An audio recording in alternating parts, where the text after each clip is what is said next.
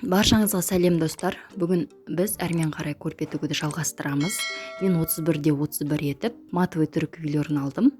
Бүгін біз дұрыс ою жапсыру техникасын үйренетін боламыз. Бізге паутинка қажет. Матамызға өзімізге қажетті оюды сызып аламыз. Одан кейін поклан пергамент қағазын аламыз. Міндетті түрде басқа пергамент қағазын алсаңыз, бұл біздің паутинкамызды жапсырмайды. Сол себептен именно поклан пергамент қағазын алғандарыңыз дұрыс. Осылай бумен жақсылап үтіктеп шығамыз. Паутинканы мата сататын жерден сұрасаңыз болады. Бұл метражды сатылады. Ені 1 метр болуы керек.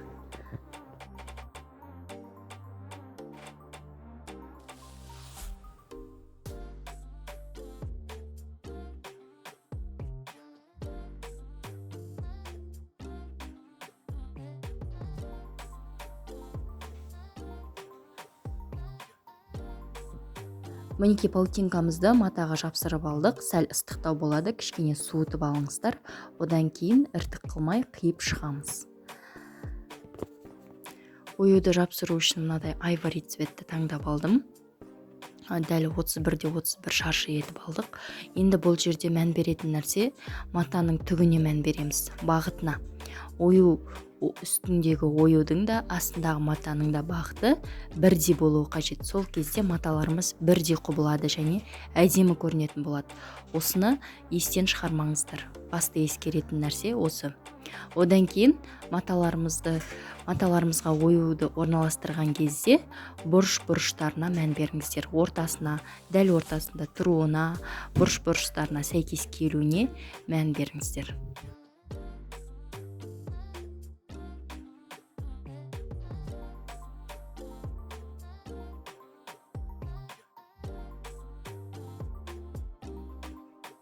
Мінекей оюымызды да астындағы матамызды да бірдей бағытта етіп орналастырдық.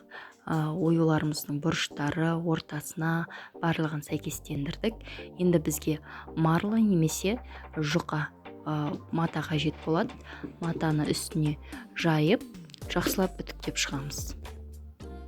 Сол кезде біздің оюымыз астыңғы матаға жабысатын болады.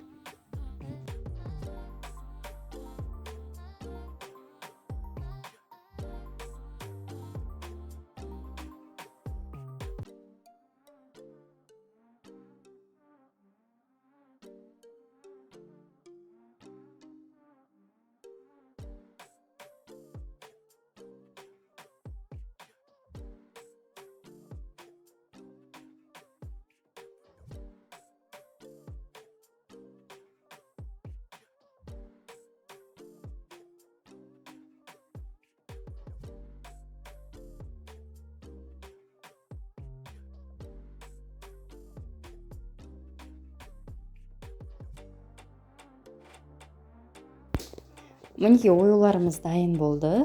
Барлығы бірдей бағытта құбылады. Оюларымыз матаның бетіндегі сурет секілді біркелкі теп-тегіс болып шығады. Енді машинкада зигзаг тігісімен тігіп шығатын болады.